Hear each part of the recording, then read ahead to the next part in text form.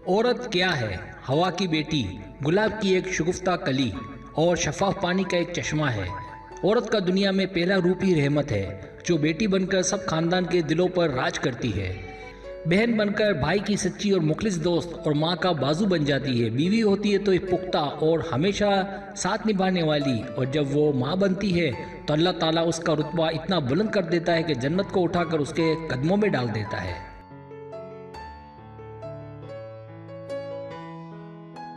عورت کے متعلق مفکرین نے اپنی اپنی رائے پیش کی ہے۔ کسی نے وجود زن سے ہے تصویر کائنات میں رنگ کہا، تو کسی نے زندگی کے حسین ترین راز کو عورت کہا، تو کسی نے قدرت کی تمام خوبیوں کا مجموعہ کہا۔ عورت کا خمیر وفا، محبت، ایثار و قربانی کے جذبوں سے گندہ ہے۔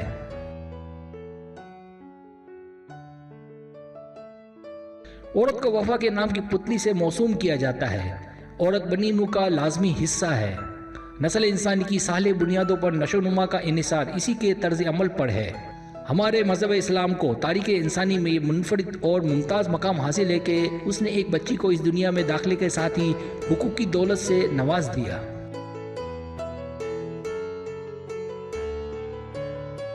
دنیا میں دو ہی صنف ہیں، مرد اور عورت، دونوں ہی اشرف المخلوقات ہیں۔ آج ہمارے مذہب میں عورت کا جو مقام اور عزت ہمارے مذہب میں ہے، کسی اور مذہب میں نہیں۔ اسلام نے بنت حوا اور ابن آدم میں کوئی فرق روا نہیں رکھا۔ مرد عورت کو برابر کے حقوق دیے۔ عورت کو لوگ کمزور کہتے ہیں، مگر وہ کمزور نہیں، وہ اپنے حق کے لیے لڑ سکتی ہے۔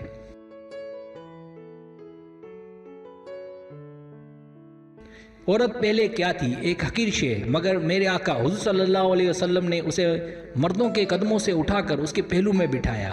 آج کی عورت مظلوم ہے، مگر تصویر کے دو رخ ہیں۔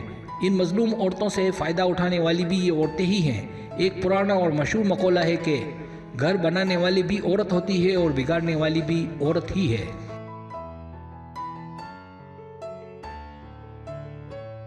آج عورت ہی عورت کی دشمن ہے۔ جاب کرنے والی لڑکی یا عورت پر بے جا تنقید اور بڑے افسوس سے کہنا پڑتا ہے کہ کردار کشی بھی ہمارے محلے کی اور خاندان کی خواتین بڑی خوش اسلوبی سے انجام دیتی ہیں، اور اکثر ساتھ کام کرنے والی خواتین بھی اس کام میں پیچھے نہیں رہتی، اکثر تو اس کا اچھا کام بھی برداشت نہیں کر پاتی۔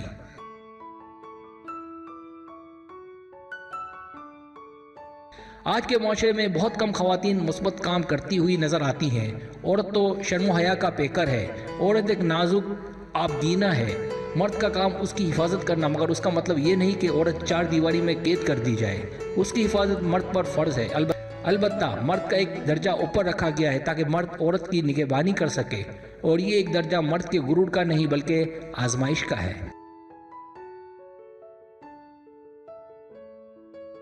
فطرت نے عورت اور مرد کی نفسیات میں فرق رکھا ہے۔ عورت میں صبر کا مادہ زیادہ رکھا ہے اور مرد میں فیصلے کی صلاحیت۔ عورت پر گھر کی ذمہ داری ہے اور مرد پر گھر کی ضرورت پوری کرنے کی ذمہ داری۔ بہت سے لوگوں کو میری رائے سے اختلاف ہوگا، لیکن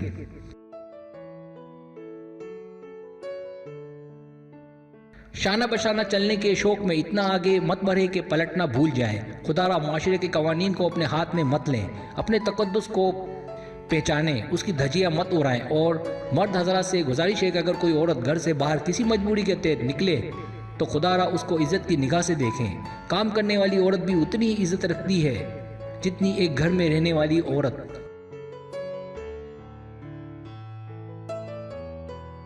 ان خواتین کا خیال رکھنا چاہیے جو گھر سے محض اس لیے نکلتی ہیں کہ اپنی فیملی کو کچھ سہولت دے سکے، ان کو کچھ سپورٹ کر سکے۔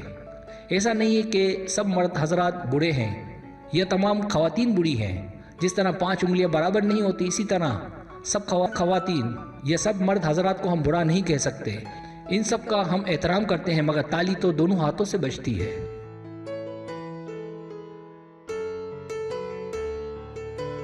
ہم ترقی یافتہ قوم کی نقل کرتے ہوئے عورت کو پورے حقوق دینے کی بات تو کرتے ہیں، عورت کی آزادی اور مردوں کے شانہ بشانہ چلنے کے نعرے تو لگاتے ہیں، لیکن جب عورت اپنی محنت سے اس مقام تک پہنچتی ہے تو اس کو برا کہنے والے بھی ہم ہی ہوتے ہیں۔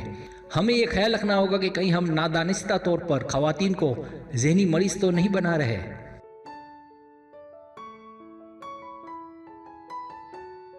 اگر آپ کو میری ویڈیو پسند آئے تو برائے مہربانی سبسکرائب کریں، لائک کریں، شیئر کریں، اپنے دوستوں سے کہیں۔ سبسکرائب کرنے سے ہوتا ہے ہمارا جو چینل ہے وہ گرو کرتا ہے، آگے بڑھتا ہے۔ ویڈیو دیکھنے کا بہت شکریہ۔ اللہ حافظ۔